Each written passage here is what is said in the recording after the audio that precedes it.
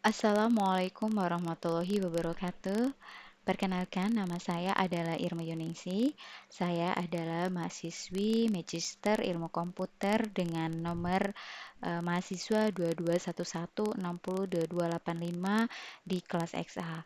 Kali ini saya akan mempresentasikan mengenai tugas tinjauan artikel 2 yang berjudul Protocol for Packet Network Intercommunication dari penulisnya yaitu Vinton G. Cerf and Robert E. Kahn pada tahun 1974.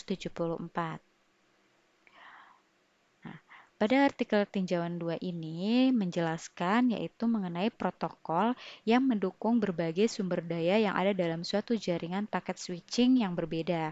Protokol ini menyediakan banyak variasi dan fungsionalitas yang dibutuhkan, seperti ukuran paket jaringan, individu, kegagalan transmisi, pengurutan, kontrol aliran, pemeriksaan kesalahan sistem, membuat dan menghancurkan proses koneksi login. Adapun tujuannya adalah untuk mengusulkan protokol TCP yang dapat digunakan dalam interkoneksi jaringan paket dan dapat digunakan dalam interkoneksi jaringan paket yang memberikan analisis yang jelas dan padat tentang protokol TCP dan implementasinya dalam interkoneksi jaringan paket. Nah, selanjutnya ada pun pengertian dan peran dari gateway. Nah, gateway itu adalah berasal dari dua kata, yaitu gate yang berarti gerbang dan way yaitu adalah jalan. Peran pentingnya gateway atau gerbang jaringan adalah sebagai antarmuka atau jembatan antara jaringan serta perannya pada protokol jaringan yang berbeda. Di sini ada sebuah gambar, yaitu ada PC 1 atau laptop 1 dan PC 3 atau laptop 3 dapat terhubung melalui gateway atau switch ini dibilang dengan gateway dan terhubunglah dengan PC 2. Itulah fungsi dari si gateway. Selanjutnya, dalam artikel ini juga membahas tentang fragmentasi. Apa itu fragmentasi? Fragmentasi itu adalah ketika suatu host sumber atau router harus mentransmisikan suatu datagram IP dalam suatu aliran jaringan, di mana nilai maksimum transmission unit atau MTU yang dimilikinya semakin kecil dibandingkan ukuran datagram IP. Datagram IP yang akan ditransmisikan tersebut itu harus dipecah ke dalam beberapa fragmen. Nah, pemecahan pesan oleh TCP.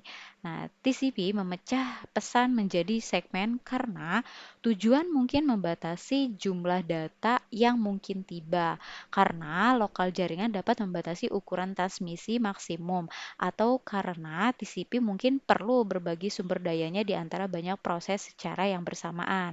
Di sini misalkan ada sebuah gambarnya. IP header dan TCP header membawa sebuah data lalu dipecah sehingga data yang pertama dibawa oleh IP header, lalu IP header juga membawa data sehingga yang terakhir data satu data yang dibawa oleh header IP header. Nah, untuk penanganan I/O atau input output pada TCP. TCP itu memiliki sebuah penanganan, yaitu ketika sebuah paket telah tiba, memvalidasi alamat dan menempatkan paket pada antrian.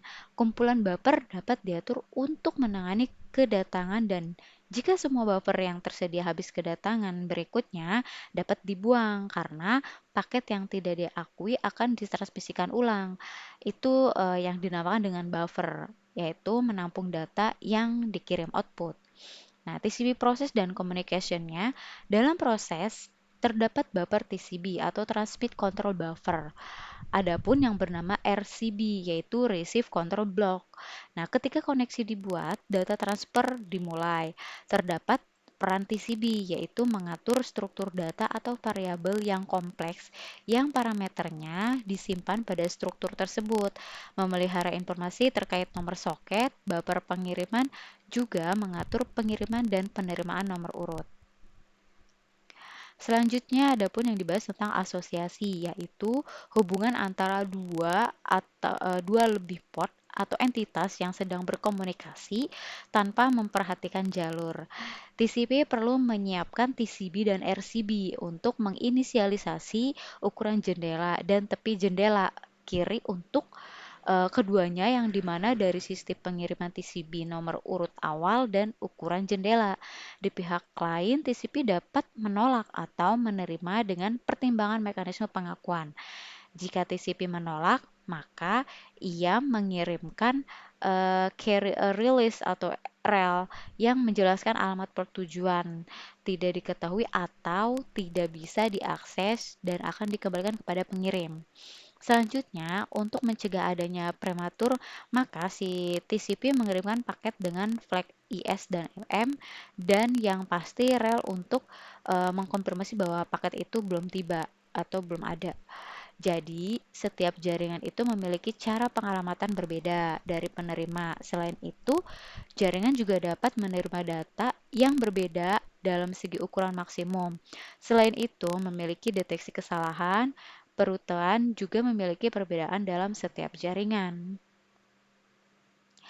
Nah, dalam tinjauan ini saya memberikan penjelasan dari beberapa referensi. Nah, ini adalah referensi yang saya dapatkan. Demikian yang dapat saya sampaikan, kurang lebihnya saya mohon maaf. Billahi taufiq wal hidayah. Wassalamualaikum warahmatullahi wabarakatuh.